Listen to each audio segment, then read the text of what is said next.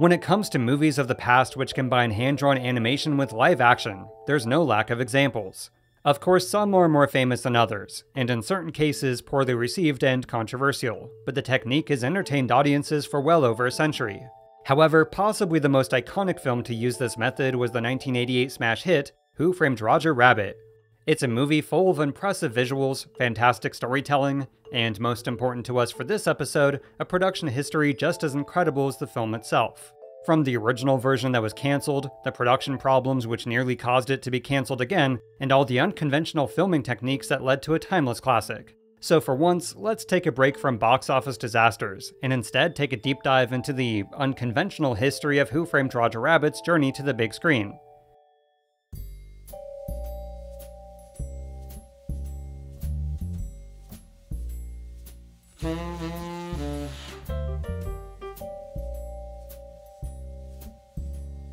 The story of Who Framed Roger Rabbit begins in 1981, with the publication of Who Censored Roger Rabbit by Gary K. Wolfe. According to the author, inspiration for the novel came from his fascination with cartoons, comic books, and true crime magazines as a kid. Then one day while watching 1970s cereal commercials as an adult, an idea began to form. Specifically, it was the concept of cartoons interacting and talking with real people, especially since it was portrayed as totally normal instead of, somebody must have slipped something into my cereal because I'm talking to a cartoon tiger. This observation inspired him to write a mystery novel about a human private detective and cartoon rabbit, which ultimately became Who Censored Roger Rabbit. Unfortunately, with its mixture of adult themes and kids' cartoons, most publishers believed it was unmarketable and was rejected over 100 times. Eventually, however, author Gary K. Wolfe was able to find one yes with St. Martin's Press, and was officially published in June of 1981 to overall positive reviews. Now, the eventual film adaptation was drastically altered from the original novel, so it's worth covering just how different the book actually was. First, in this version, Roger Rabbit is not the star of a cartoon film series, but a comic strip, and is also described as 6 feet tall. The comic strip is owned by two moguls known as the DeGreasy brothers, Rocco DeGreasy and Dominic DeGreasy. Eddie Valiant has virtually no backstory, and is just a stereotypical grumpy private detective. Roger Rabbit hires Eddie Valiant to investigate what basically amounts to a work dispute with the DeGreasy brothers, which seems a little fishy but makes sense in the end. Oh yeah, and when cartoons talk in real life, they have word balloons just like in the comics, which is the source of a ton of gags all throughout the book. In this version, it's set up that Jessica Rabbit recently left Roger, as she believes he's a talentless hack and doesn't know what she ever saw in him. The person she left him for was Rocco DeGreasy of the DeGreasy Brothers comic strip, who was actually her boyfriend before marrying Roger.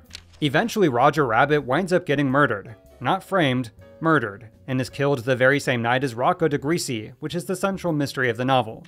However, it turns out the night Roger died, and this is where things get really weird, he produced a doppelganger to go shopping. You see, doppelgangers are mental projections cartoons have the ability to conjure, and are used for dangerous stunts such as getting flattened by steamrollers. This is the version of Roger Rabbit we spend most of our time with, as Eddie Valiant and his new quirky pal try to solve the mystery of the real Roger Rabbit's death. Then comes the big twist, as it turns out the real Roger Rabbit actually murdered Rocco DeGreasy out of revenge for Jessica going back to her ex. Going further, his plan was to frame Eddie Valiant for the murder, and doppelganger Roger Rabbit was going to be his alibi. As if that wasn't bizarre enough, Roger Rabbit was unknowingly in possession of a magic genie, which lived in what he thought was an ordinary tea kettle. It turns out he accidentally wished for Jessica Rabbit to marry him, but once the magic wore off, she grew to despise him.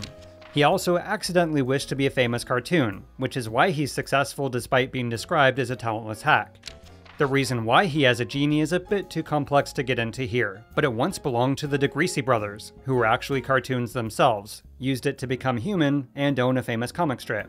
Yeah, the book is pretty bonkers. But lo and behold, this is actually an evil genie, and is the one who in fact murdered Roger Rabbit. As far as Jessica Rabbit, on the night of his death she was on her way to murder Roger Rabbit for herself, out of revenge for murdering her boyfriend Rocco DeGreasy, but ran when she heard the gunshot.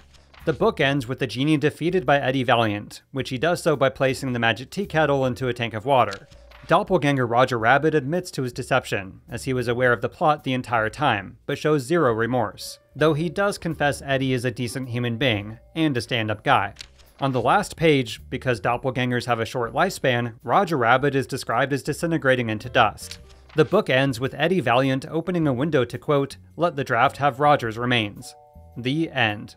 So yeah, in the original book, both Roger Rabbit and Jessica Rabbit are gigantic assholes, with Roger committing one real murder, getting murdered himself, Jessica attempting to murder Roger Rabbit, and the copy of Roger ultimately betraying Eddie Valiant after pages of buddy cop comedy and friendship building. But this in no way stopped one very powerful person from believing the book had major on-screen potential. President of the Walt Disney Company, Ron Miller. Hello, I'm Randy Cartwright, and this is Ron Miller. Randy, how are you? Good to see you. This is Randy. Great way to start the film. You see, in 1980, just under a year before hitting the shelves of bookstores, a photocopy of the manuscript for Who Censored Roger Rabbit was anonymously sent to Disney. The book and a story analysis eventually wound up on the desk of Disney president Ron Miller, who alongside Roy E. Disney believed it had potential as a feature film. Now this probably doesn't sound like the kind of book Disney would have any interest in developing, but the 1980s was the beginning of a whole new era. It goes back to a few years earlier, as most of their live-action films began to seriously flounder at the box office. Their animated films, while still big successes, were also appealing to a much smaller demographic of theatergoers than in the past. The reason for this was due to a growing opinion amongst teens and young adults that Disney films, no matter the subject matter, were for kids and uncool. In the late 70s, teens were flocking to movies like Rocky, Jaws, Star Wars, Grease, and Superman, but Disney films like Herbie Goes Bananas, The Cat from Outer Space, and The Shaggy Dog District Attorney, not so much. Out of my way! Oh. Excuse me, ma'am! Watch out! So Disney began to experiment with edgier PG-rated films such as The Black Hole, which despite poor reviews from critics was a decent success. Around the same time is when development also began on The Chronicles of Prydain, aka The Black Cauldron. This was to be Disney's most mature animated film to date, and was another acquisition spearheaded by Ron Miller. There was also the incredibly ambitious Tron, an innovative live-action animation hybrid that would be one of the first films to utilize computer graphics imagery, or CGI. Disney was even in the process of establishing a new film division to release more adult-oriented movies, which would eventually become Touchstone Pictures. So Ron Miller was encouraging everybody at Disney to be on the lookout for edgier stories to adapt into feature films. As if it was willed there by fate, that's precisely when Who Censored Roger Rabbit found its way to his desk. Part of what drew him to the story was the prospect of combining live action with animation, as the book was literally about humans living amongst cartoons. This would harken back to some of their most iconic films of the past using the same technique, and allow animators a chance to push the medium even further. But the first of Roger Rabbit's many production hurdles was that even by Disney's new hip and edgy standards, the book was pushing things a bit. Aside from all the murdering I mentioned earlier, there's also quite a bit of risque content, with some pretty dark stuff regarding Jessica Rabbit's past. However, even though some of the higher-ups at Disney had reservations about adapting the story, Ron Miller wasn't too concerned. After all, most of Disney's iconic animated films also had dark and disturbing sequences in their source material. One example is the death of the evil queen in Snow White, who's forced to dance wearing flaming hot iron slippers until she drops dead. Also, don't look up what these were actually based on unless you want some serious nightmare fuel. In the original tale of Sleeping Beauty, she gives birth to a pair of twins with an already married king. Before she wakes up.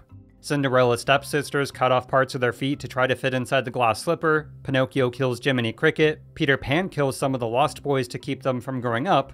You get the picture. With Who Censored Roger Rabbit, all they had to do was retain the true crime story with humans living amongst cartoons, and retool the rest to make it more family-friendly. One of the most outspoken proponents of the acquisition was Disney's head of live-action development, Tom Wilhite, who believed it had major on-screen potential. He was the one overseeing the production on Tron, and felt another ambitious film utilizing both live-action and animation could help energize their struggling feature film division. In fact, by most accounts, Tom Wilhite was the one who gave Ron Miller the final push to acquire the property, despite some kickback within the company. Thus, in 1981, Disney purchased the rights for Who Censored Roger Rabbit for the price of $35,000, or just over $100,000 today. The adaptation then received a budget of $12 million, and officially began pre-production that fall, as Who Framed Roger Rabbit. First, the premise, I suppose, basically to tell them that Roger Rabbit is a live-action picture in which half the cast is made up of animated characters. It's based on the premise that cartoon characters really live. They're not drawn, but they exist in this world just like human beings do. To oversee the production of Roger Rabbit was the aforementioned Tom Wilhite, who was one of the driving forces behind early development of the project. To produce the film, Tom Wilhite chose Disney staff producer Mark Sturtevant, who had recently come off writing the upcoming summer blockbuster, Condor Man. At least Disney was hoping it would be. Mark Sturtevant was also the one who had gotten the book and original story analysis to Ron Miller, and felt it was a chance to integrate live action with animation as more than just a gimmick. Now, because of the combination of the two artistic mediums, choosing Roger Rabbit's director of animation was just as important to production as its live action director. So Tom Wilhite suggested they go with one of Disney's promising young animators, Darryl Van Citters. Prior to Roger Rabbit, Darryl Van Citters was a graduate of the prestigious CalArts animation program and was officially hired by Disney in 1976. Under the leadership and mentorship of Disney's top veteran animators, he alongside the other new recruits were trained as the new generation of Disney artists meant to take over the mantle. Darryl Van Citters' first contribution to Disney was on Pete's Dragon, another live-action animation hybrid, and was also an animator on The Fox and the Hound. He then went on to direct Fun with Mr. Future, which was a cancelled Epcot TV special that evolved into a short film. This is around the time he was offered to come aboard Roger Rabbit, to which he happily accepted. Other young animators assigned to this version of the film were Randy Cartwright, the late Joe Ranft, and future Frozen director Chris Buck. Artist Mike Giamo was the film's character designer, and was the one who solidified this version of Roger Rabbit's appearance. But since the interactions between the live actors and animated characters were integral to the ambitious project, a number of tests were commissioned as a proof of concept. You have beautiful features, so strong and well-defined. Chipped out of granite, that's me. You will take my case, won't you? Not a chance. What do you mean, not a chance? Now, the actors chosen for this version of Roger Rabbit were more than likely just for the screen tests. For example, the stand-in for Eddie Valiant in publicity and test photos was a Disney animator by the name of Mike Gabriel. However, for the voice of Roger Rabbit himself, this was more or less set in stone for the final film. To play this part was to be the late actor Paul Reubens, whose then largely unknown character of Pee Wee Herman was just about to reach monumental fame. Thank you, Mr. Valiant. I'll guard them with my life. And knock off the Mr. Valiant stuff. Call me Eddie like everybody else. Oh yeah. Thank you, Eddie. When it came to Roger Rabbit's story, writers Jeffrey Price and Peter Seaman were chosen to adapt the book into a screenplay. Previously, they'd written one of Disney's first ever adult-centric films, Trenchcoat, which in part led to Touchstone Pictures. As far as who was to direct all the live-action aspects of Roger Rabbit was filmmaker Robert Zemeckis. Well, almost. You see, it turns out Disney reached out to Zemeckis to possibly helm the feature, who at this point in his career wasn't all that well known. His first two feature films had been I Wanna Hold Your Hand and Used Cars, which were both critical successes but flops at the box office.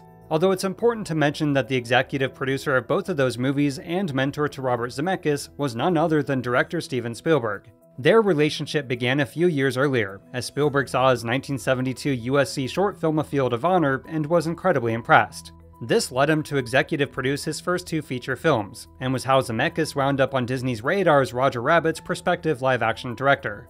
Now, the term that I use are mentor. You guys are my mentors. Mentors. This guy helped me to give me my break as a writer, and this guy my break as a director, which is why I'm in the middle. Anyway, Robert Zemeckis did have an interest in joining Roger Rabbit, and was even invited to Walt Disney Studios to see all the production work done thus far. However, negotiations ultimately fell through, but precisely why is a bit muddled. Some sources claim it was due to the poor box office performance of his two previous films, which gave Disney a case of cold feet. The other reason is from the director himself, as he asserts Disney just wasn't all that serious about the project, and failed to show him they had the resources to do it properly. Another reason is given by producer Mark Sturtevant, who said Zemeckis' vision for the film and Darryl Van Citters weren't properly aligned. Although curiously, within a 1983 Disney News magazine, it goes out of the way to list Robert Zemeckis as the film's live-action director, even though it was never official. Directors John Landis, Ron Howard, and Joe Dante were also serious contenders, but in the end there was never a live-action director involved with this version of the movie. But you might be wondering, just what was the story of this version of Roger Rabbit going to be? To quickly summarize the first incarnation of the script, Roger Rabbit and his wife Jessica Rabbit are the stars of Rabbit on the Lamb, the new movie from the DeGreasy Brothers cartoon studio in Hollywood. When the producer of that film is murdered, Roger becomes the primary suspect, and teams up with private detective Eddie Valiant to prove his innocence. Eventually there's a major twist, as it turns out Jessica was having an affair with the producer to secure her part in the film, but upon learning her part was going to be cut, murders that same producer and frames her husband, Roger Rabbit. Jessica Rabbit winds up getting her just desserts, with Eddie Valiant and Roger becoming partners in a private investigator business. However, problems for this version began to unfold with animation director Darrell Van Citters, as he, quote, really hated the script. Most of his objections had to do with an overabundance of gags and humor, especially the ones he viewed as in poor taste and stereotypical. But more importantly, he disliked how they made Roger Rabbit more of a goofy sidekick, whose presence was often for comedic relief and rarely taken seriously at all. This was in stark contrast to how Darrell Van Citters envisioned Roger as the heart and soul of the movie, a misunderstood sad clown of sorts who evoked pity and sadness. He was also strongly opposed to the inclusion of Toontown, both in terms of a plot device and as a reference to where the tunes came from. This stemmed from his feeling that the movie should have a much more serious undertone, with avoiding over-the-top animation and out-of-place Tex Avery-style gags. What's a Tex Avery-style gag? Well, since it is important information for later, it refers to the comedic style of animation director Tex Avery. You see, back in the 1930s, the Looney Tunes were basically a shameless rip-off of Disney's animated shorts. They even initially featured a character named Foxy the Fox, until Disney threatened a lawsuit for the extreme similarities to Mickey Mouse.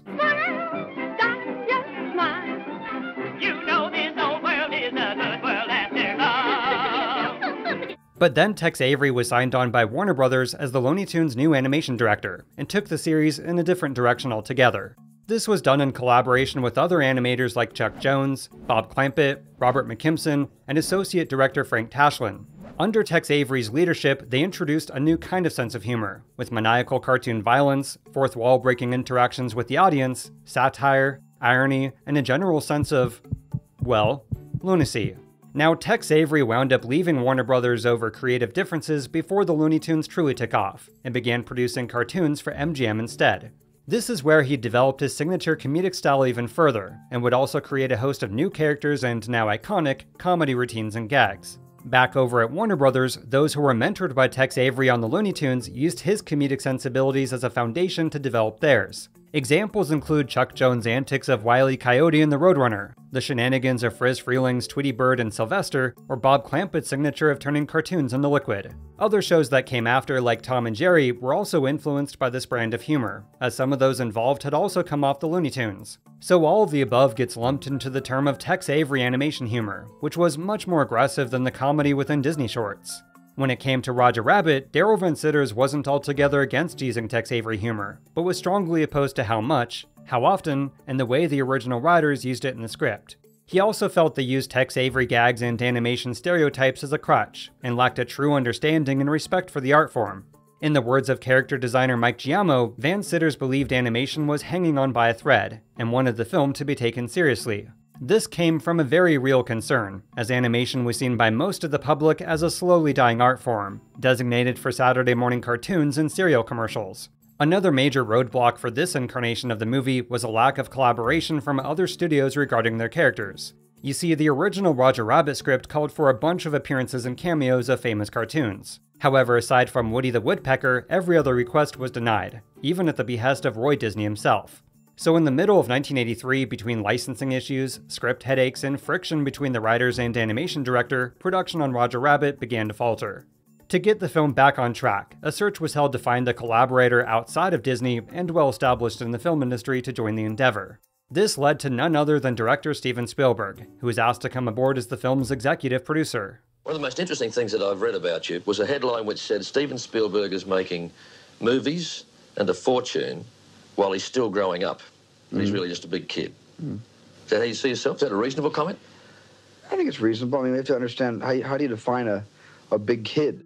Now, for those unaware, when the initial development of Roger Rabbit was going on at Disney, Steven Spielberg's career as a filmmaker was skyrocketing. He directed box office hit after box office hit, and was quickly proving himself as the most successful director in Hollywood history. Even the one movie he directed that was a critical flop, the World War II comedy 1941, was able to make a substantial profit despite the harsh reviews. E.T. the Extraterrestrial was his most recent film, which wound up surpassing Star Wars as the highest-grossing film of all time. He had also just begun his venture as a producer, first with the movies of Robert Zemeckis as mentioned earlier, and then in 1982 with the horror film Poltergeist. Though to be fair, most assert he basically directed the movie himself without official credit as director, because in this case he was very hands-on. So Spielberg was looking for even more films to produce and assist in getting made, which is when he was approached for Roger Rabbit. By most accounts, he was very interested, and was even sent a few maquettes, the script, and test footage. Various meetings also took place at Spielberg's production offices at Amblin, and for a time it did seem like he was going to come aboard. Unfortunately, the prospective partnership ultimately fell through, possibly due to his producing fee being much higher than Disney was willing to spend. Although, funnily enough, at this point Spielberg was unaware they'd reached out to Robert Zemeckis a year or so earlier, and Zemeckis was unaware they were now reaching out to Steven Spielberg. But without either of the two filmmakers, Roger Rabbit's production had a bit of a change of course, as screenwriters Jeffrey Price and Peter Seaman walked away. In their place were writers Lau Gans and Babalu Mandel, who had just written the screenplay for Touchstone Pictures' first official release, Splash. This version of Roger Rabbit was much more complex and a bit overstuffed, dealing with World War II, Nazis, and had a much more serious undertone. It featured Roger Rabbit as a has-been, a quirky cartoon who was once a star but is now down on his luck. The sad clown of sorts Daryl Van Sitters had wanted. It was also much more in the genre of film noir, with the drama and action elevated much higher than the previous script. There was still plenty of comedy, but the jokes were drastically toned down, with any Tex Avery type of humor used sparingly. Also, now's a good time to mention the source for this and quite a bit of the information in this episode, Pulling a Rabbit Out of a Hat by Ross Anderson. The author was also a tremendous help in both researching this episode and tracking down visuals, so I recommend his book for an even more thorough deep dive into Roger Rabbit's journey to the big screen. Now, to quite a few of those involved, this incarnation of the script was actually seen as an improvement, with the director of animation believing it to be more respectful of cartoons. Producer Mark Sturtevant was also a fan of this new take, so the entire screenplay was storyboarded with additional tests done. But just as work on this version of the movie seemed to pick up steam, and without any warning, Roger Rabbit's production unit was suddenly shut down. Now we're entering Daryl Van Sitter's room, who is working on Roger Rabbit. Explain something about Roger Rabbit, Daryl. Daryl's good at this stuff. What's these? He's working harder than he was in the last film. This is Roger. Someday you might see him. Someday you might not. That's the way things go around this place. This is Captain Cleaver. Nice, huh? This is a hammer. Clay, this is what I've been using. And, That's it? That's it. That's Roger Rabbit. That's about all that you're ever going to see on Roger Rabbit. The reason for the shutdown of Roger Rabbit's production unit isn't entirely straightforward, as there were a number of factors at play. One reason had to do with the head of live-action development, Tom Wilhite, who had lost a lot of the influence he once had with the ambitious project. You see, in 1983, Disney chose to reform its live-action film division as Walt Disney Pictures. Tom Wilhite was given the title of Vice President, with former 20th Century Fox executive Richard Berger named as President, and his superior. However, the two were constantly butting heads, and the power Tom Wilhite once had over the division's projects, such as Roger Rabbit, went out the window. To make matters worse, though far from a flop, Disney executives were sorely disappointed by the box office returns of Tron. Since Tom Wilhite oversaw its production, and was the one who pushed Disney to acquire the project, he was the scapegoat. There was also the issue of the film's budget of $12 million, as it turned out this wouldn't be nearly enough for a cartoon live-action hybrid of its magnitude. So with all the delays, hiccups, and unavoidable budget increase, Tom Wilhite lost a lot of support for keeping Roger Rabbit afloat, and wound up leaving Disney a few months after it was shut down. Although, fun fact, a few years later he was the driving force behind the production of The Brave Little Toaster, a movie that for 90s kids like me holds a ton of nostalgia. Although in retrospect, it's also relentless in showing the main characters in a state of constant fear and anxiety, and I'm sure led to at least one person's irrational fear of air conditioners, broken appliances, and clowns.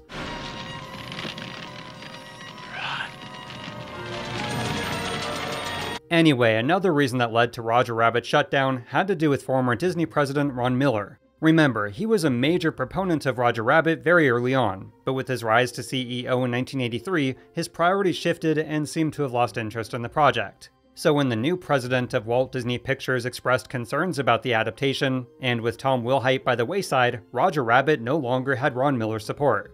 But more than anything, at this point in time, Disney just wasn't in a position to pull off such a cutting-edge and ambitious film.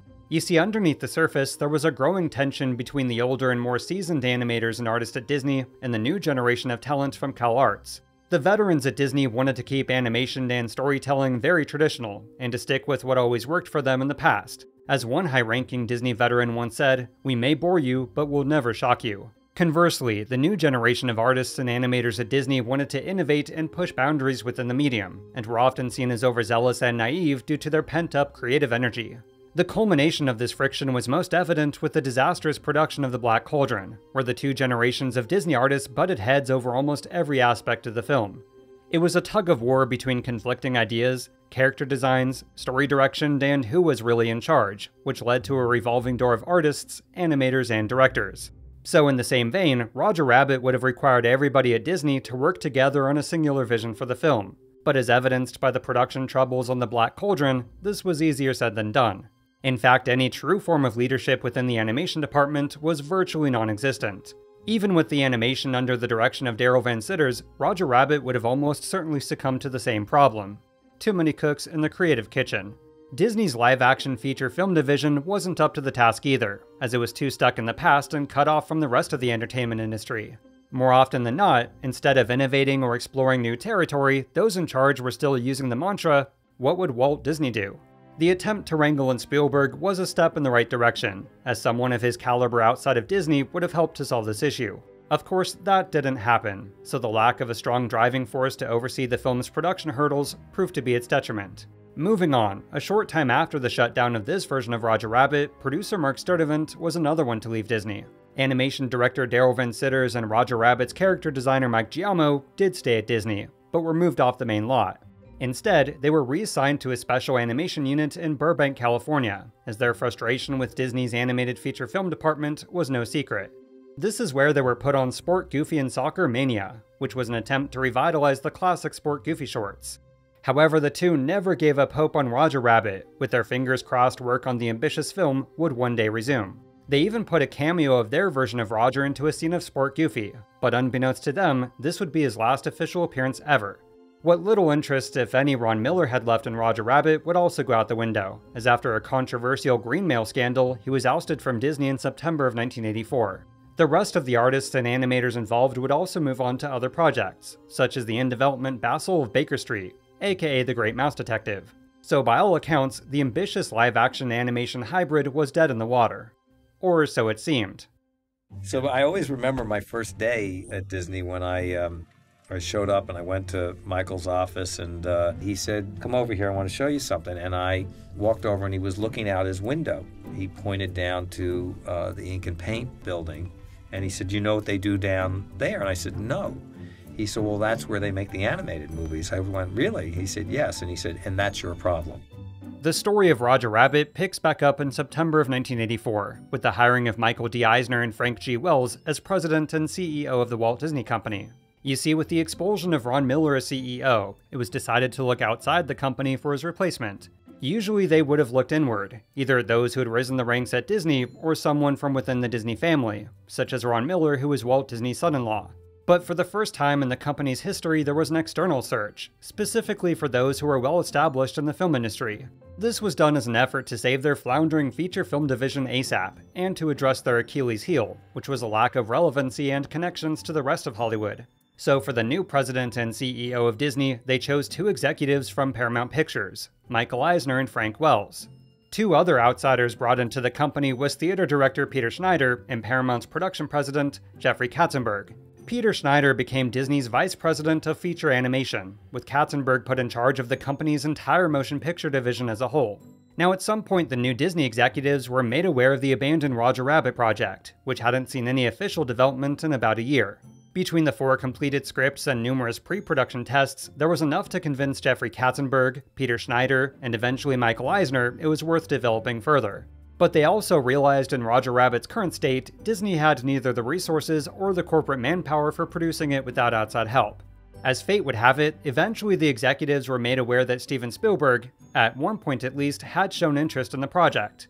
Not only that, but they also learned filmmaker Robert Zemeckis had once been considered as its director. However, now Zemeckis had directed not just one, but 2 major Hollywood blockbusters, with Romancing the Stone and Back to the Future. Romancing the Stone was a throwback to classic TV serials of the past, and was the 5th highest-grossing film of 1984. Back to the Future was an even bigger success, with a blend of 1950s nostalgia and science fiction, and was the highest-grossing film of 1985. It also just so happened to be executive produced by Steven Spielberg, who was intimately involved in the entire production from start to finish. So the feeling over at Disney was that if there was any chance of Roger Rabbit living up to its potential, it was through the powerhouse of Steven Spielberg and Robert Zemeckis. The power of Spielberg's name is such that these days any film with which he's associated seems to become automatically a colossal box office hit. Such indeed has been the case in America with Back to the Future, which took even more money than the popular but deplorable Rambo. I reckon that if you were making a film and you let it be known that Spielberg had merely visited the set, you could look forward to box office records. In a case of true serendipity, just as Disney was toying with the idea of reviving Roger Rabbit, its future filmmakers were discussing the very same project. You see, one day over at Steven Spielberg's Amblin production offices, he had a visitor, Robert Zemeckis. By sheer coincidence, Spielberg also had a copy of the Roger Rabbit script sitting on his desk, which was possibly sent by Katzenberg to renew his interest. The script evidently caught the eye of Zemeckis during the visit, and this sparked a conversation about how the two had almost signed on to the film years earlier. It also turned out each was unaware the other had been asked by Disney to be involved, and how both were attracted to the project. The discussion led to Spielberg suggesting, should the opportunity arise, that they could possibly do it together. Back over at Disney, the original director of animation for Roger Rabbit, Darrell Van Citters, was now in between projects, as he had been taken off and replaced as the director of Sport, Goofy, and Soccer Mania. You see, evidently initial praise of his work turned into harsh criticism once it was finished, and was deemed as unreleasable. This more than likely had to do with office politics, the new change in Disney management, and the company's venture into television animation around the same time. Others say it was due to his animation style, which was quite a bit different from Disney's animated shorts of the past. Either way, when Roger Rabbit was once again in talks as a possible feature film, Darrell Van Citters was once again attached as its animation director. A short time later, Disney officially reached out to Robert Zemeckis and Steven Spielberg about the project, and a meeting was arranged over at Amblin Entertainment. To represent Disney in this get-together, Jeffrey Katzenberg chose Darrell Van Citters, Mike Giamo, and Peter Schneider. In attendance would also be Steven Spielberg, Robert Zemeckis, Kathleen Kennedy, and Frank Marshall. So basically the most powerful people in Hollywood. The gathering was of course regarding Roger Rabbit's future, and both Spielberg and Zemeckis were very interested in coming aboard. But, and this is a big but, according to Peter Schneider, Steven Spielberg had absolutely no faith in Disney's creative contributions whatsoever. Keep in mind, this was before the Disney Renaissance era, and their last animated feature film was the box office disaster, The Black Cauldron. Their most recent live-action feature film was also a dud, with Disney's One Magic Christmas. So neither of Disney's feature film divisions had produced anything remarkable in years, and this was a major sticking point in the meeting. To make matters worse, Soccer Mania was shown as Darrell Van Citters' most recent example as an animation director, and it didn't go well. Both Robert Zemeckis and Steven Spielberg were extremely unimpressed with the cartoon, which only further amplified their hesitation to join Roger Rabbit, at least with Darrell Van Citters attached as animation director. By his own admission, Zemeckis was also uncomfortable with the animation director, as the two had altogether drastically different ideas on how to approach the film. For one, Zemeckis wanted to bring back the original writers, Jeffrey Price and Peter Seaman, as he much preferred their version of the script. Zemeckis also felt an abundance of Tex Avery gags and humor was essential to making Roger Rabbit work, which if you remember Van Citters had been opposed to. Suffice it to say, it was all too clear the live-action director and animation director were not destined for a partnership. So before negotiations went any further, as a way to keep Zemeckis and Spielberg interested, Darrell Van Citters was taken off Roger Rabbit once and for all. After nearly half a decade of intimate work with the project, he understandably felt betrayed by the decision, and for those at Disney not having his back. The rest of Darrell Van Citters' time at the Mouse's house was filled with tension, and a growing friction with Peter Schneider didn't help. So 5 months after that fateful meeting, he left Disney to be an animation director over at Warner Brothers, and would have no further involvement with Roger Rabbit whatsoever. Roger Rabbit's character designer Mike Giamo also joined Citters over at Warner Brothers, although he would return to Disney in the 90s during the Renaissance era. In a way, this gave Roger Rabbit a clean slate, as aside from the screenwriters, everybody who worked on the first iteration was either off the project or gone from Disney entirely. That said, Spielberg and Zemeckis did eventually agree to come aboard, but with the stipulation that Disney would have virtually no involvement beyond financing and distribution. Of course, this meant finding a new director of animation ASAP. Ultimately, it was decided to look outside of Disney, as they felt the younger animators lacked experience, and more seasoned animators were, quote, asleep at the wheel. Luckily, however, the search didn't take long, as the filmmakers soon became aware of a brilliant animation director named Richard Williams. Bob Zemeckis said to me right away, he said, listen, I want to do I want to have three things in the animation. Disney articulation, so Disney skill, if you like. Warner Brothers characters. The characters should look like they came out of Warner Brothers shorts. And Tex Avery humor, but not as brutal. For just a bit of backstory, Richard Williams got a start within the field of animation in the 1950s, primarily working on TV commercials. Then came a tidal wave of critical success with his animated short films The Little Island and Love Me, Love Me, Love Me, which won numerous prestigious awards. This enabled him to establish Richard Williams Animation, a small production studio in London. Before long, Richard Williams and his team became the go-to for high-quality commercial animation work, producing cartoons for countless TV ads which garnered even more awards. Within these, he often implemented the Tex Avery style of animation mentioned earlier, both in terms of characterization, movement, and gags. He and his team also did the iconic opening sequence for The Pink Panther, and received an Academy Award for a new rendition of The Christmas Carol.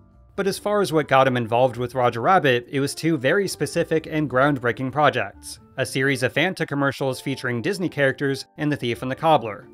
Now, the entire story of the troubled and complex history of The Thief and the Cobbler is way too much to get into here. So for those with an interest beyond this episode, check out the documentary Persistence of Vision by filmmaker Kevin Schreck. It also has a ton of archival footage by artist and filmmaker Garrett Gilchrist, some of which is repurposed here, so I recommend it for a proper deep dive into the subject. But long story very short, The Thief and the Cobbler was Richard Williams' incredibly ambitious animated feature film. Its first iteration goes all the way back to the 1960s, which began production as Nasruddin. However, in the 70s, he wound up losing the rights to the book series the story was based on, and had to start from scratch. Over the years, the film had a ton of setbacks, story changes, and even name changes, and was largely self-financed by Williams with the profits of his commercial work. Then, sometime around 1982, he was given $100,000 to complete a 10-minute sequence, which was the most elaborate within the entire film. It took well over a year to finish, with 2 missed deadlines and over twice the estimated budget, which caused investors to back out of any future involvement. Nevertheless, the sequence was hailed as one of the most impressive feats of animation ever put on film. It was so impressive, in fact, that it was eventually screened for the vice president of Lucasfilm, Robert Watts. Robert Watts then brought the film back to California to screen it for George Lucas, who was unfortunately not interested in backing the film.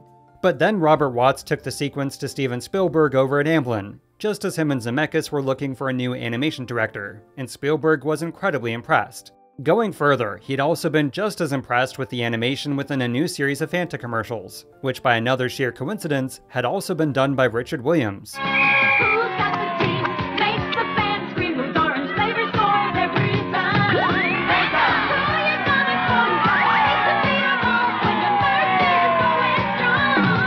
Now, the reason why these commercials stood out to Spielberg was because of how they showcased a new form of innovative animation techniques. You see, live-action films mixed with animation always had a major limitation, in that the animation itself never seamlessly blended into the world it was drawn into. For example, in Pete's Dragon, the lighting of the surrounding environment doesn't always fall into the dragon realistically. He's uniformly lit in almost every scene, and is virtually unaffected by shadows and highlights of the live-action footage, no matter what lighting is around him. The dragon also appears flat, without any real dimension or depth, and appears sort of pasted into the three-dimensional environment. Which, of course, he was. This was also the case for commercials at the time, in that the cartoons lacked realistic shadows and highlights to better match up with the live-action world. Enter Chris Knott, an effects artist at Richard Williams Animation, who came up with an ingenious new technique to rectify this issue. We'll have a much more detailed and thorough breakdown of this method a bit later, as it requires examples from the eventual film. But to overly simplify for now, it was basically a way to apply sculpted tones, shadows, and highlights onto the animation itself. This achieved a much more realistic blending of the two mediums, and also gave the animation a rounded three-dimensional look. The technique also utilized fog filters and multiple exposures to change focus and sharpness of the cartoons, which further helped it blend into the live-action environment. So between the Thief and the Cobbler sequence in these Fanta commercials, Spielberg and Zemeckis knew just who they wanted for Roger Rabbit's animation director. The filmmakers then took a plane trip to London, as they were determined to convince Richard Williams to sign on to the project. Initially, however, the animation director was incredibly reluctant, as he had always had a sort of disdain for Disney bureaucracy and big studios in general. What ultimately convinced him to join Roger Rabbit were the words of producer Robert Watts, and that if the film were a success, it would help him secure funding to complete The Thief and the Cobbler. He would also be allowed to choose his own team of artists and animators, and instead of having to work in the US, could do his work in London at the newly established Walt Disney UK. In his own words, Richard Williams said, quote, "The last thing I ever wanted to do was Roger Rabbit. I did the rabbit in order to be bankable." Nevertheless, with Williams on board, one of his early contributions was a total redesign of the cartoon rabbit. The most recent version had actually been done by artist Mike Giamo before leaving Disney, as Zemeckis had asked for a rendition that resembled Michael J. Fox. But instead of using that, or the original version, Robert Zemeckis commissioned Richard Williams to create a new iteration of the character from scratch. So he used a combination of Bugs Bunny's body and cheeks, Droopy's hair, Porky Pig's bow tie, Goofy's pants, 1930s Mickey Mouse's gloves, and the color scheme of an American flag. The end result was a mixture of classic Warner Brothers characters and Disney characters, and there were virtually no revisions to Richard Williams' initial design. But there was still the matter of a rather important question. Could Roger Rabbit as a feature film even work? So I said to Bob, I know you can use a moving camera. We have to draw every frame, and we have to draw every frame in perspective as the camera's coming closer or going around him. So that's a lot of work for us and very expensive, but that's going to make it work. You see, for the filming of Roger Rabbit, Robert Zemeckis wanted to have the ability to move the camera, without restricting the action or cinematography. However, this went against most live-action animated films of the past, which would either lock the camera down to one place, or stick to simple pans left and right. There were a few exceptions, of course, but the unspoken rule was to move the camera as little as possible. Zemeckis wanted to break this rule, which meant the animation process would be much more expensive, far more labor-intensive, and altogether tedious. He also envisioned every interaction between the cartoon characters and live-action characters to be as realistic as possible. In the past, these effects were also restricted to simple gimmicks and camera tricks, which for the time was impressive. But Zemeckis wanted to improve upon this with new mechanical devices and cutting-edge technology. So before proceeding any further, the filmmakers decided to put together a short proof-of-concept test. Now, the film's production decisions were to be handled by Amblin Entertainment, but Disney was supplying all the cash and extra support. This is where production manager and producer Don Hahn comes into the picture, as he was assigned by Peter Schneider to manage the animation department's spending.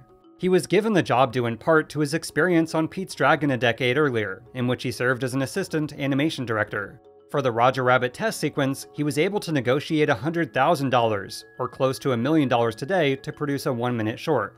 The hope was to convince Disney to invest even more into the film, as the newly estimated budget wasn't $12 million, but upwards of $30 million.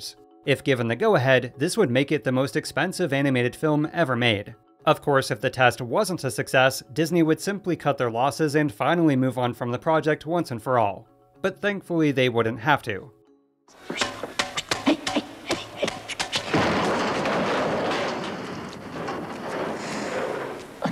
Roger, what the hell are you doing here? I need a place to hide. I'm in trouble, Eddie. Why'd you run? In case you haven't noticed, I'm a rabbit. Right. And you're not gonna get away from me again. This time, are you? Of course not, Eddie. I would never...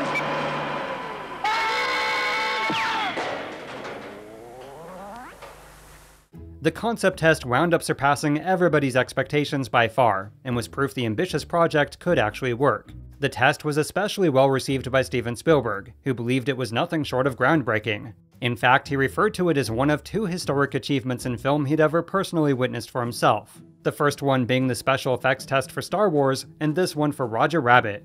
There was also another test done for the first iteration of Jessica Rabbit, although footage of this one has yet to see the light of day.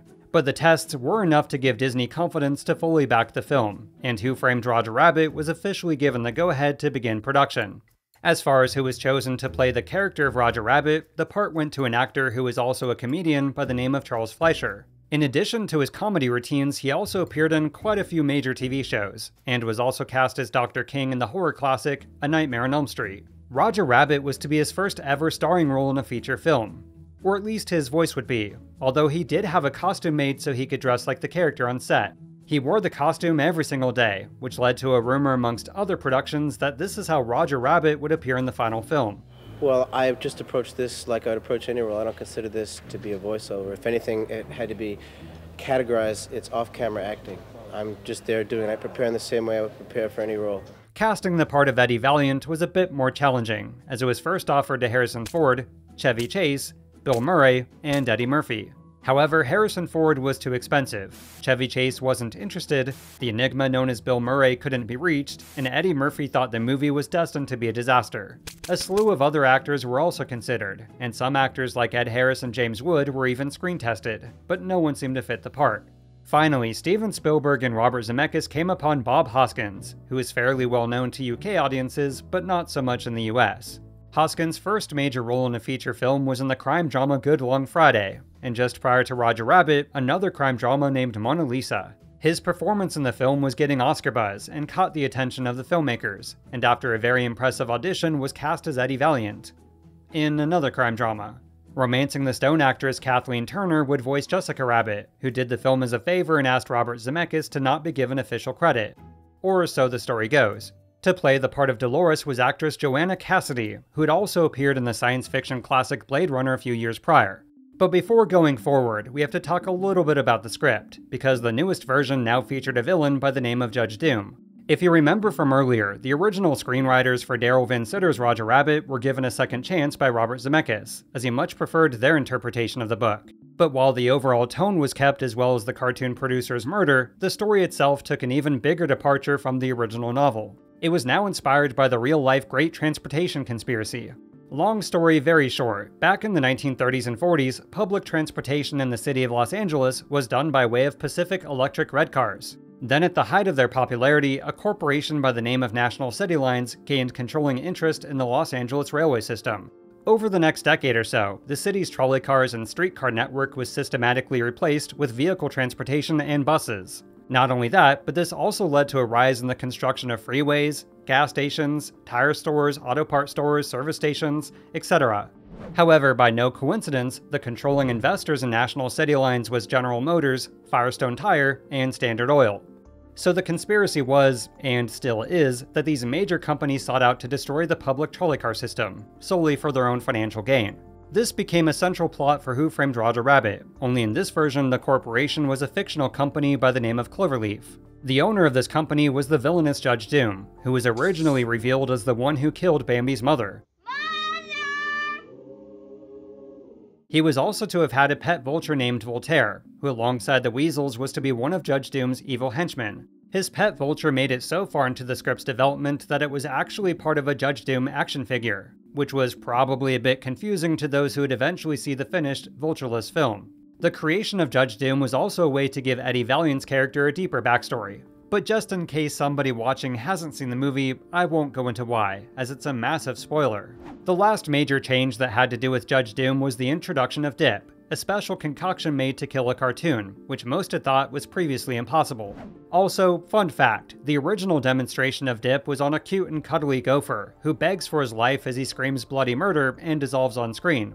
As far as the actor who was to play Judge Doom, the filmmakers initially wanted Tim Curry. However, he proved a bit too scary when doing his audition, and they feared he would also be too scary for kids. Monty Python's John Cleese also auditioned for the role, but he was deemed not scary enough. But then Robert Zemeckis reached out to actor Christopher Lloyd, whose rise to fame began in the 70s with the television sitcom Taxi. His first feature film debut was in One Flew Over the Cuckoo's Nest, with his most recent casting arguably his most iconic as Doc Brown in Robert Zemeckis' Back to the Future. Thankfully, he was willing to take on the role of another eccentric character, and was cast as the infamous Judge Doom. For the film's music, Zemeckis once again chose his collaborator on both Romancing the Stone and Back to the Future, Alan Silvestri. Although, unlike his past films, this time he was to create a score that balanced film noir with cartoon zaniness, which was no easy task. But this leads us into the filming of Roger Rabbit in November of 1986, and would prove to be one of the most ambitious films ever attempted to be put on screen. Dames will be breaking his door down. Dames? What dames? Don't think I'm the only one for me. You'll see. We'll ride them up this piddling picadillo. We're gonna be happy again. You got that? Happy. Capital H-A-P-P-I. Now, unlike the movie's animation troubles we'll get to in a few minutes, filming of the live-action portion of Roger Rabbit was drama-free, aside from the drama within the actual movie. But just because there wasn't any major on-set drama doesn't mean it was any less difficult. Far from it. To break it down as simple as possible, the scenes were first meticulously rehearsed using full-sized rubber sculptures. These quasi-stand-ins for the cartoon characters also had precisely the same proportions of their, eventually animated counterparts. This would give the actors a better idea of sightlines and how to properly mime interactions with realism. It was also used to ensure proper framing with the eventual cartoons in camera, and gauge how on-set lighting would affect characters in the scene. When actually filming the sequences, they often utilized mechanical effects and puppeteering techniques. The person in charge of the mechanical aspects was George Gibbs, who devised countless contraptions to simulate cartoons interacting with physical objects. These devices were built just big enough to function, but small enough to later be drawn over by the animators. This gave the illusion of the cartoons interacting with the objects for themselves, which on this level of intricacy hadn't really been done before. There were also props and parts of the set that had to explode or break at precisely the right second, with the cartoons eventually drawn as the source. One of the more complex effects was an elaborate mechanical suit, which was worn by actor Bob Hoskins to make it appear as if Roger was hiding underneath. Now that you're in this, Bob, you know, I guess we're committed to shooting this. I'm worried it's a bit. I hope you went to the bathroom. Oh, it's bladders and it's like things that stick in you and things that, you know, puncture your skin and, oh, God, it's murder. Some of the more intricate illusions were the puppeteering effects, which was led by the film's chief puppeteer, Dave Barclay. All in all, there were 7 performers on set every single day, and upwards of 17 for the movie's more elaborate scenes involving multiple cartoons holding real props. However, by far the film's most complicated sequence was the Ink and Paint Club, which involved a stage built 6 feet off the ground. The idea was for the club to have cartoon penguin waiters going table to table, which required elaborate choreography of the puppeteers below and actors above. There were also puppeteers controlling the wires of the eventual octopus for a complex bar shot, and special mechanical puppetry for Daffy and Donald's wacky musical number. Even the keys on the piano were mechanically controlled to identically match the eventual music played by the eventual cartoons. But now it's time to move on to the movie's animation troubles, which came dangerously close to making all this hard work and ingenuity go to waste. You see, as mentioned earlier, Disney established offices for the production of Roger Rabbit in London, England. These offices were within a building known as the Forum, or Walt Disney Studios UK. This was also where the film's animation director moved most of his own team, as Richard Williams had final say over who was hired onto the project. A handful of animators on the movie such as Andrea Stasia, Phil Nibelink, and Dave Spafford were from Disney. However, the rest were either part of Williams' animation team already, or hired specifically for Roger Rabbit. This was due to Robert Zemeckis and Richard Williams, as they were both incredibly reluctant to have Roger Rabbit's animation done by the artists then working for Disney. They simply felt the animators weren't up to the task, as once again, this was before the Disney Renaissance era. The Disney animators who were not asked to join the Roger Rabbit crew were crushed, especially since the movie was gaining notoriety as one of the most ambitious animated films ever made. However, this ultimately proved to be for the best, as most of those same Disney artists and animators were instead assigned to a movie called The Little Mermaid. But as alluring as Roger Rabbit was to those on the outside, on the inside it was far from smooth sailing. The source of Roger Rabbit's production problems was animation director Richard Williams' unwavering perfectionism, which led to the movie going massively over budget and behind schedule. You see, there's no denying he was brilliant and immensely talented, and was also a mentor to countless artists and a genuinely kind soul. But when it came to his craft, that's where things could get unpleasant, as he insisted on tweaking virtually every frame from every artist and animator himself. In fact, there's quite a few anecdotes about Richard Williams' less than positive interactions with his Roger Rabbit team. This includes tearing up work he deemed unsatisfactory, drawing over finished animation in ink, which forced an artist to start from scratch, and berating artists to the point of tears. A prime example of his perfectionism had to do with his passion project, The Thief and the Cobbler, which he was still working on during Roger Rabbit. There's a sequence with the villain manipulating a highly detailed playing card deck, with 52 or so individual cards for upwards of 300 frames. This equates to roughly 5,000 to 10,000 cards for the entire sequence, which took the ink and painter assigned to the scene a staggering 3 months to complete. However, once it was finished, Richard Williams decided to change the color of the playing cards, so he had the painter redo the whole sequence from scratch. His perfectionism on Roger Rabbit was no different, which put a tremendous amount of stress on all those involved in trying to finish the film on time. To make matters worse, Richard Williams had underestimated just how difficult and expensive it would be to animate a feature film with a moving camera. Keep in mind, this was all being done without computers, so each individual frame of animation had to be hand-drawn to match up precisely with the camera movement on screen. Another issue animators faced were the eye lines of the actors not matching up with the cartoons. For the most part, rehearsal did help them establish proper distance and depth, but occasionally they would slip. Bob Hoskins was by far the most talented in this regard, as the actor's ability to focus his eyesight on a non-existent rabbit was incredibly impressive. But there were still quite a few instances where he and the other actors messed up, and was a major headache in trying to keep up the illusion within the film. Why this had to be kept up was to avoid the mistake of similar films in the past, in which it appears the actors are looking through the animated characters instead of at them. So various tricks had to be creatively implemented on the more obvious mistakes, such as Roger Rabbit standing on his tiptoes against a wall to give him more height. Ultimately, between Richard Williams' perfectionism and these unforeseen production hurdles, Roger Rabbit's animation work fell behind schedule, and upwards of $20 million over budget. On more than one occasion, Disney's head of production Jeffrey Katzenberg flew to London to meet with the animation director. He would demand for Richard Williams to speed up work on the film, and at one point told him to aim for 60% quality. When Williams responded he was already doing 60%, Katzenberg replied, "Okay, aim for 20. Due to the rising costs, at one point Michael Eisner contemplated shutting down production altogether, although Jeffrey Katzenberg convinced him otherwise. Possibly the most vital person who saved Roger Rabbit from getting shut down was associate producer Don Hahn. You see, part of his job, unofficially at least, was to supervise Richard Williams, and curtail his attempts to try to perfect every frame of animation within the film.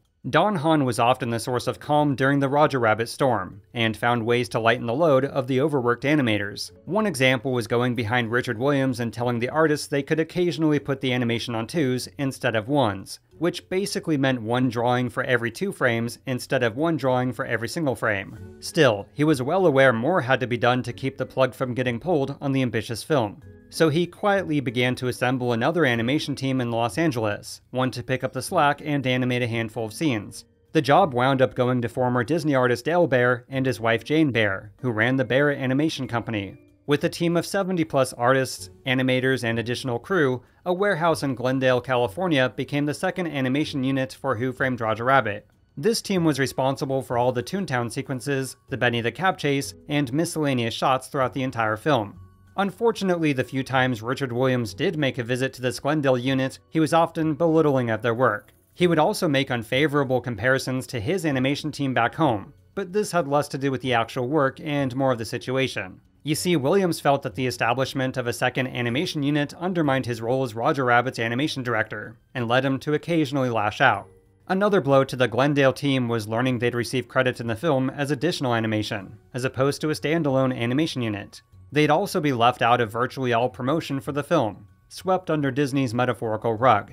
In fact, their animation director Dale Baer alleges Disney promised him co-directing credit alongside Richard Williams, only for them to back out due to a loophole in his contract. Because of this, quite a few artists and animators took it upon themselves to insert their names and abbreviations into the movie. Speaking of which, between the two animation units, additional elements were snuck into the film as well, although some were, less than innocent. For instance, the character of Baby Herman was drawn giving the middle finger, which could be seen for a few frames. Jessica Rabbit's flesh-tone underwear was exposed while being ejected from Benny the Cab. Another, even more scandalous shot had to do with Betty Boop. It was intended to be an homage to the original cartoons of the 30s, where on occasion risque frames were slipped in unnoticed. For Who Framed Roger Rabbit, Betty Boop's dress was a little too loose and exposed her Betty Boops for a single frame. But this was an official request from Robert Zemeckis, so it wasn't snuck in by the animators alone. It's only visible in its initial Laserdisc and VHS release, as it was taken out soon after. Another shot that almost found its way into the film was a similar slip by Jessica Rabbit in the booby trap scene. However, this was caught just prior to the ink and painting process, so the answer to the original book's question of who censored Roger Rabbit was in fact Disney. We're about to hit 500 finals or completed effect shots for this show. That equals the effect shots that I was involved in. You could combine Cocoon, Back to the Future, Star Trek's 1, 2, 3, and probably Empire Strikes Back. Altogether, that equals about 500 effect shots, and that's only halfway to the finish line for us on Roger. The final part of the film's journey to the big screen were the visual effects and optical processing. This is what took the film's animation to a whole new level, as it gave the cartoons a three-dimensional appearance to blend much more realistically into its live-action setting. But when it comes to precisely how this was achieved and who was responsible, there's been a lot of false information over the years. So that said, let's break down the movie's animation post-production process step by step. We'll use the sequence in which Roger Rabbit pops out of the sink and spits out water as an example, which was done by way of a small pipe. Based off the original frame of film, the animators at Richard Williams were given what are referred to as photostat copies of the same frame. These allowed animators to carefully match the animation with the live-action footage, as realistic interactions between the humans and toons was integral to the movie. The drawings were then cleaned up, traced, photocopied onto cells, and painted. Once the initial animation was finished, it was sent to effects supervisor and animator Chris Knott. Then, together with effects artists such as Annie Elvin, Chris Jenkins, and Kevin John Davies, he and his team would prepare the effects. This was comprised of Roger Rabbit's tone work, or the shadows on Roger, his shadows on the background, and articulates to obscure the animation when interacting with set pieces, mechanics, or live-action characters, which, keep in mind, was being done for every single frame of film by hand. Though not showcased in this sequence, they'd also draw rim lights, which were the edges of the character facing some sort of light source. Now, the combination of all these elements are what gave Roger Rabbit his sculpted three-dimensional appearance, but it wasn't as simple as drawing it onto the character. You see, the effects elements as well as the animation itself were individually shot onto film, one frame at a time, which was done by camera operator John Leatherborough. This would result in multiple layers of film, or mats, but required a separate process to be integrated into the actual movie. This is where Industrial Light and Magic came into the picture, whose job was to composite these separate pieces of film by way of an optical printer. The process was overseen by visual effects supervisor Ken Ralston, who had also supervised the live-action shoot, and made sure every shot was properly framed to include the eventual cartoons. Using the documentation and procedures outlined by Chris Knott, with even more techniques way too complex to get into here, ILM had to composite upwards of 7 to 12 layers of animation for every frame of film. But they also took this a step further, and essentially developed a process to paint color tone work and shadows onto animation cells. This would result in the cartoons blending even better into the live-action footage, as they now matched all the color hues of the surrounding environment.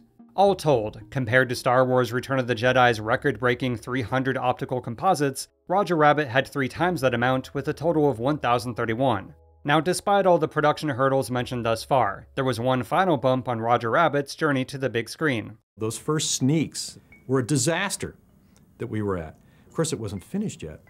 And they picked the wrong crowd. They picked like this Friday night crowd of 17, 18-year-old guys with their dates. They got up and left.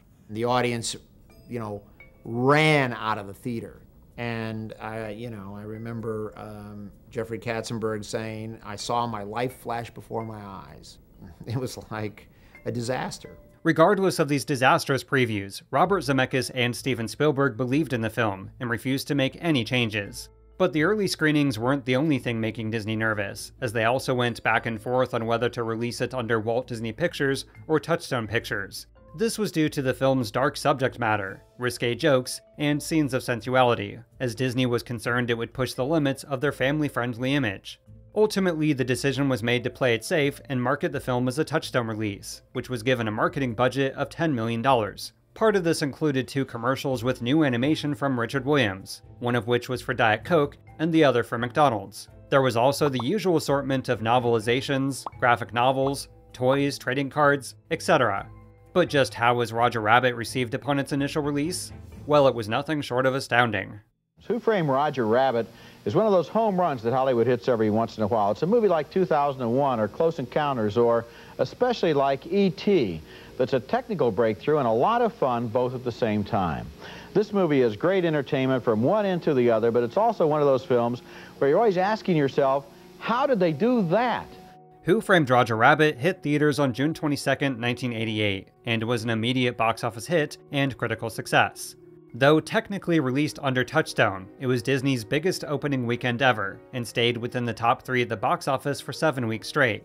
It was ultimately nominated for 6 Academy Awards, and took home 3 for Best Film Editing, Sound Effects, and Visual Effects. The film was also given a Special Achievement Award for its groundbreaking animation work, specifically Richard Williams as the movie's animation director. Sadly, for some reason the brilliant work of Chris Knott and his effects team was not given so much as a passing mention or proper credit. Their exclusion was a sore spot for many within the London crew, as it's because of them that the animation within the film received so much praise and led to much of the movie's success. In fact, ILM was, and is, often given sole credit for the film's groundbreaking achievement in animation, without so much as a mention to those that lent a huge hand in how it came to be.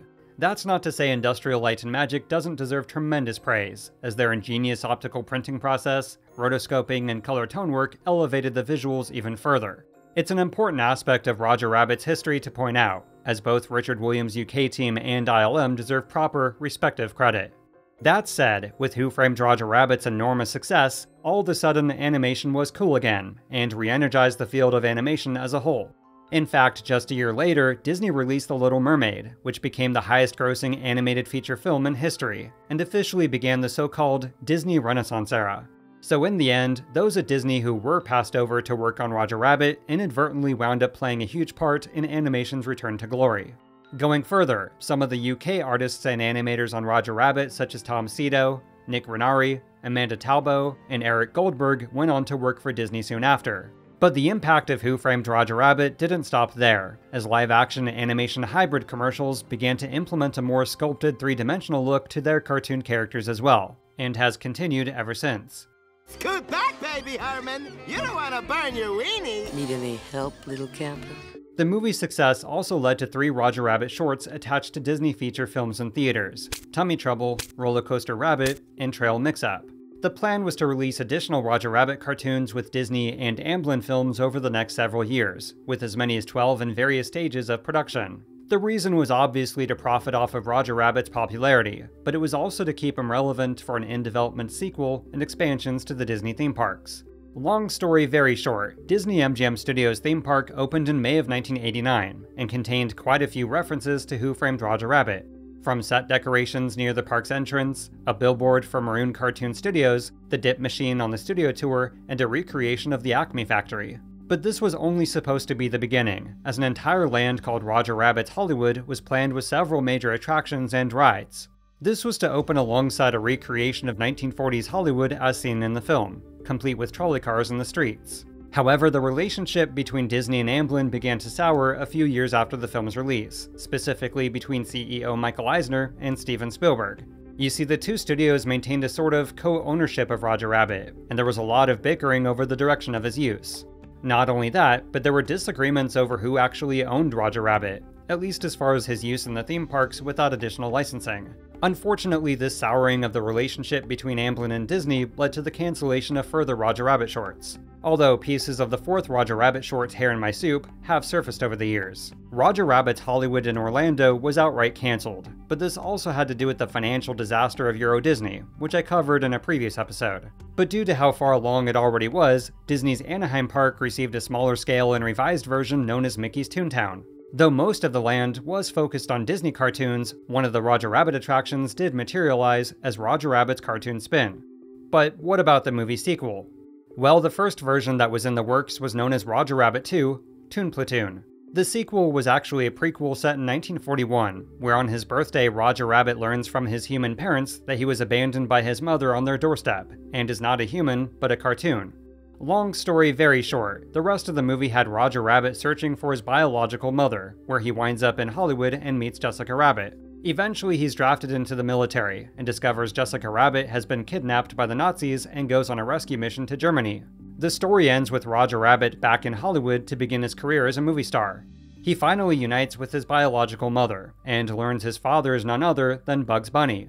However, Steven Spielberg took a strong issue against the cartoonish depiction of Nazis, and used his position as co-owner of Roger Rabbit to stop development of the film. A few years later, another stab was taken at a Roger Rabbit sequel with different writers, and this version was actually given approval by Steven Spielberg, although it should be noted that he was to have little, if any, involvement due to his already strained relationship with Disney.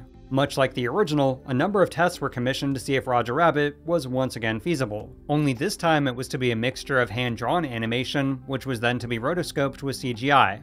And although lacking the wow factor of the movie's first test footage, it was successful enough to prove a CGI sequel was possible. However, the film's proposed budget of at least $100 million, combined with the recent flops of other CGI live-action hybrids, led to the film to be cancelled. But Roger Rabbit wasn't the only one having troubles after its release, as animation director Richard Williams saw his fair share as well.